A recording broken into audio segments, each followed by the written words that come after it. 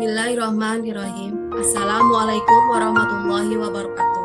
Perkenalkan kami dari kelompok 5 dengan saya sendiri Ibu Toharia, NIM 11121114534. Serta tak lupa saya ucapkan terima kasih banyak kepada dosen pengampu Bapak Ahmad Tarmizi. Di sini saya akan menjelaskan model bisnis konvensional, waralaba, dan e-commerce. Model bisnis konvensional, waralaba, dan e-commerce. Pengertian bisnis. Pengertian bisnis menurut Owen adalah suatu perusahaan yang berhubungan dengan distribusi dan produksi barang-barang yang nantinya dijual ke pasaran ataupun memberikan harga yang sesuai pada setiap jasanya. Menurut pendapat Raymond E. Glass dalam bukunya Business in Its Nature and Environment, and introduction business adalah seluruh kegiatan yang diorganisasikan oleh orang-orang yang berkecimpung di dalam bidang perindustrian, di mana sebuah perusahaan atau organisasi melakukan perbaikan-perbaikan standar serta kualitas produk mereka. Menurut Scotworth 2014, entrepreneur adalah seseorang yang menciptakan sebuah bisnis baru dengan segala resiko dan ketidakpastian untuk tujuan mendapatkan keuntungan dan pertumbuhan usaha yang teridentifikasi dari kemampuannya mendapatkan peluang yang baik dan kecakapan dalam memanfaatkan serta mengelola sumber daya yang dimiliki. Bisnis terdiri dari berbagai macam tipe dan dikelompokkan dengan cara yang berbeda-beda. Berikut ini merupakan beberapa hasil klasifikasi bisnis antara lain. 1. Manufaktur merupakan bisnis yang memproduksi barang yang berasal dari bahan mentah atau komponen-komponen kemudian dijual untuk mendapatkan keuntungan. Contohnya seperti perusahaan yang memproduksi barang fisik seperti pipa atau mobil. 2. Bisnis jasa yaitu bisnis yang menghasilkan barang intangible dan mendapatkan keuntungan dengan cara meminta bayaran atas jasa yang telah diberikan. 3. Pengecer atau distribusi merupakan pihak yang berperan sebagai perantara antara produsen dan konsumen. 4. Usaha pertambangan dan pertanian merupakan perusahaan yang memproduksi barang-barang mentah seperti tanaman atau mineral. 5. Bisnis keuangan adalah bisnis yang mendapat keuntungan dari investasi dan pengelolaan modal. 6. Informasi bisnis adalah bisnis yang mendapat keuntungan dari penjualan kembali properti intelektual. 7. Utilitas adalah sebuah bisnis yang menjalankan layanan publik seperti listrik dan air yang biasa didanai oleh pemerintah. 8. Bisnis real estate yaitu bisnis yang mendapatkan keuntungan dengan menjual, menyewakan, dan pengembangan properti, rumah atau bangunan. 9. Bisnis transportasi adalah bisnis yang mendapatkan keuntungan dengan cara mengantarkan barang atau individu dari sebuah lokasi ke lokasi tujuan. 10. Bisnis online yaitu bisnis yang dilakukan secara online dengan memanfaatkan kemajuan teknologi. Bisnis konvensional. Bisnis konvensional atau yang lebih sering dikenal bisnis offline adalah kegiatan atau transaksi jual beli yang dilakukan secara langsung, bertatap muka antara penjual dengan pembeli. Kelebihan dalam bisnis konvensional, pembeli langsung dapat melihat produk yang akan dibeli sehingga pembeli tidak merasa ragu akan produk yang akan dibeli. Pembeli juga dapat memilih produknya sendiri. Umumnya bisnis konvensional memiliki tempat atau kios sendiri, sehingga pembeli dapat mengunjungi kios dan dapat secara langsung bertemu dengan penjual. Memiliki banyak stok sehingga apabila suatu pembeli ingin membeli produk, mereka tidak perlu waktu yang lama untuk mendapatkan produk tersebut. Terjamin karena selain dapat melihat barang secara langsung, pembeli juga dapat mengetahui penjual secara langsung face to face, sehingga tindakan penipuan minim terjadi.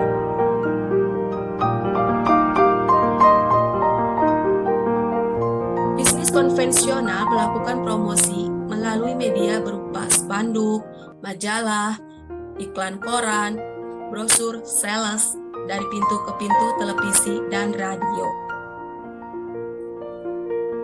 Kekuatan yang dimiliki oleh setiap manusia yang sering disebut dengan imajinasi, melalui imajinasi atau yang sering juga diistilahkan dengan mimpi. Dalam bahasa motivator, inilah manusia dapat mencapai kemauan yang tinggi dan kesanggupannya dalam menemukan segala hal. Imajinasi dapat dibedakan menjadi dua, yaitu imajinasi sintesis dan imajinasi kreatif. Imajinasi sintesis adalah untuk tidak menciptakan hal yang baru, tetapi membentuk dan menyusun yang lama dalam bentuk kombinasi baru. Sedangkan imajinasi kreatif adalah menciptakan hal-hal yang baru, terutama apabila imajinasi sintesis tidak bekerja dalam memecahkan suatu masalah.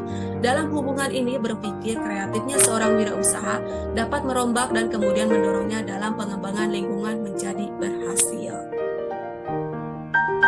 Pengertian bisnis.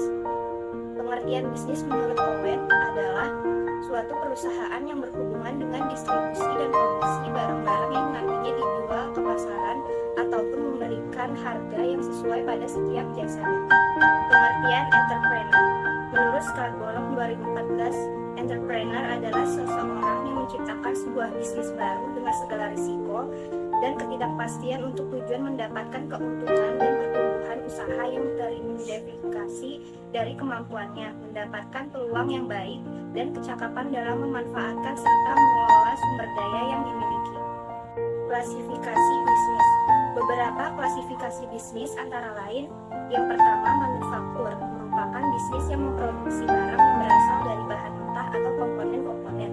Yang kedua, bisnis jasa, yaitu bisnis yang menghasilkan barang intangible dan mendapatkan keuntungan dengan cara meminta bayaran atas jasa yang telah diberikan. Ketiga, pengecer atau distributor, merupakan pihak yang berperan sebagai perantara antara produsen dan konsumen. Yang keempat, usaha pertambangan dan pertanian. Yang kelima, bisnis keuangan, adalah bisnis yang mendapatkan keuntungan dari investasi dan pengelolaan modal. Yang keenam, informasi bisnis, adalah bisnis yang mendapatkan keuntungan dari penjualan kembali properti intelektual. Yang ketujuh, utilitas, adalah sebuah bisnis yang menjalankan layanan publik. Yang kedelapan, bisnis real estate, yaitu bisnis yang mendapatkan keuntungan dengan menjual, menyewakan, dan pengembangan properti. Yang kesembilan, ada bisnis transportasi, adalah bisnis yang mendapatkan keuntungan dengan cara mengantarkan barang atau individu dari sebuah lokasi ke lokasi tujuan. Dan yang terakhir, yang ke-10, bisnis online, yaitu bisnis yang dilakukan secara online dengan memanfaatkan kemajuan teknologi. Dilanjut dengan saya, Fani Ramasari dengan NIM 111211016. Bisnis konvensional. Bisnis konvensional adalah kegiatan atau transaksi jual beli yang dilakukan secara langsung bertatap muka antara penjual dengan pembeli. Kelebihan bisnis konvensional. Yang pertama, pembeli langsung dapat melihat produk yang akan dibeli. Yang kedua, memiliki tempat atau kios sehingga pembeli dapat mengunjungi kios dan dapat secara langsung bertemu dengan penjual. Yang ketiga, memiliki banyak stok terjamin atau pembeli dapat mengetahui penjual secara langsung atau face to face. Kekurangan bisnis konvensional. Yang pertama, lingkup pemasarannya terbatas. Yang kedua, membutuhkan modal yang cukup besar. Yang ketiga, memerlukan banyak stok. Yang keempat, apabila pembeli ingin membeli barang, maka harus pergi ke toko tempat penjual barang tersebut. Yang kelima, persaingan bisnis konvensional biasanya berada di sekitar lokasi usaha. Bisnis waralaba. Bisnis waralaba yaitu pemberian hak untuk menjual produk berupa barang atau jasa dengan memanfaatkan merek dagang atau franchisor atau pemberi waralaba dengan kewajiban pada pihak franchise atau penerima waralaba untuk mengikuti metode dan tata cara atau prosedur yang telah ditetapkan oleh pemberi waralaba. Bisnis waralaba atau Martin Mendelson menyatakan bahwa waralaba format bisnis ini terdiri atas yang pertama, konsep bisnis yang menyeluruh dari pemberi waralaba. Yang kedua, adanya proses permulaan dan pelatihan atas seluruh aspek pengelolaan bisnis sesuai dengan konsep pemberi waralaba. Yang ketiga, konsep bantuan dan bimbingan yang terus-menerus dari pihak pemberi waralaba. Sekian dari saya, terima kasih. Bisnis waralaba adalah kontrak yang dibuat oleh pihak franchisor dengan franchise berlaku sebagai undang-undang bagi kedua belah pihak. Sejak penandatanganan kontrak antara kedua belah pihak akan menimbulkan hak dan kewajiban. Kewajiban dari pihak franchisor adalah menyerahkan lisensi kepada franchise. Yang menjadi hak franchise untuk bisnis waralaba yang pertama adalah logo merek dagang atau trademark. Yang kedua, format atau pola usaha. Yang ketiga, Dalam kasus tertentu berupa rumus, resep, desain, dan program khusus, hak cipta atas sebagian dari hal di atas bisa dalam bentuk tertulis dan terlindungi dalam Undang-Undang Hak Cipta. E-commerce menurut Martin Kutz adalah pertukaran barang dan jasa antara organisasi independen atau orang-orang yang didukung oleh penggunaan sistem ICT Information and Communication Technology yang komprehensif dan infrastruktur jaringan yang standar secara global. E-commerce berasal dari model 5C. Yang pertama, commerce atau perdagangan, collaboration, kolaborasi, communication atau komunikasi, connection atau koneksi, computation atau komputasi. Keuntungan e-commerce untuk pelanggan itu jam belanja lebih fleksibel, tidak ada antrian menunggu, bisa berbelanja di mana saja, di rumah, di kantor, atau di mana saja. Kebutuhan individu dapat ditutup. Global menawarkan lebih banyak kompetisi, tekanan pada harga. Nah, untuk provider itu keuntungannya layanan pelanggan yang lebih baik dapat ditawarkan, komunikasi yang cepat dengan pelanggan, potensi pelanggan baru melalui visibilitas global, tidak ada perantara, siapa yang mengambil margin. Nah, kekurangan e-commerce untuk pelanggan itu resiko keamanan, pencurian data seperti mencuri akun atau nomor kartu kredit, pencurian identitas, penyalahgunaan akun seperti identitas kita, membuat mereka dikirim barang dan kita harus membayarnya. Bisa terjadi kejahatan, penipuan, dan status hukum yang tidak pasti.